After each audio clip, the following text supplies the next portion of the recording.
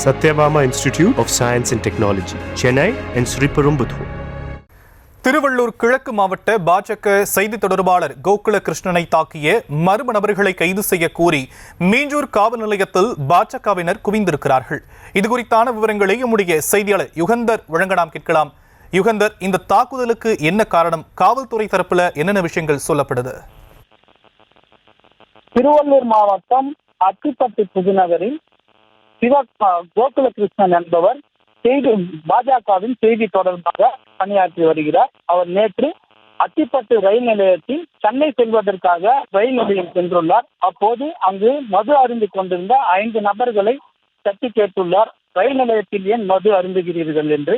அதற்கு அவர்கள் ஒருவர் அவரை தாக்கியதாகவும் அதன் பின்பு 4 பேர் அவர் முகமுடி அணிந்து 4 பேரும் படுகாயம் அடைந்து பயங்கரமாக தாக்கியுள்ளனர். அவரை அப்பகுதியில் உள்ள பாஜக பிரமுகர்கள் சென்று மீட்டு பொன்னேரி அரசு மருத்துவமனைக்கு கொண்டு வந்துள்ளனர். இவர் மேல் சிகிச்சைக்காக ஸ்டான்லி மருத்துவமனையில் அனுமதிக்கப்பட்டு சிகிச்சை பெற்று அதன் பின்பு வீட்டிற்கு டிஸ்சார்ஜ் ஆகி வந்துள்ளார். இது குறித்து மீஞ்சூர் காவல்துறையினர் நேற்று வழக்கு பதிவு செய்து தாக்கிய மர்ம நபர்களை தேடி வந்தனர். அதன் பின்பு இன்று அவர்களை இதுவரையும் தேடி கண்டுபிடிக்கவில்லை என திருவள்ளூர் கிழக்கு மாவட்ட தலைவர் அவர்களும் சங்கர் அவர்கள் சென்று இன்று காவல் நிலையத்தில் புகுந்து இதுவரையும் மர்ம நபர்களையும் தேடி பிடிக்கவில்லை என காவல்துறையினரிடம் வாக்குவாதத்தில் ஈடுபட்டனர். அதன் பின்பு ஆய்வாளர் அவர்களை அழைத்து இன்று ஒரு நாள் மட்டும் எங்களுக்கு அனுமதி தாருங்கள், அவர்களை உடனே தனிப்படை அமைத்து விரைவாக தேடி வருகிறோம், இன்று ஒரு நாள் மட்டும் அவகாசம் கொடுத்தால் இன்று இருவருக்குள் அவர்களை கைது செய்து விடுவோம் என தெரிவித்ததை அடுத்து பாஜகவினர் அங்கிருந்து கலைந்து சென்றனர்.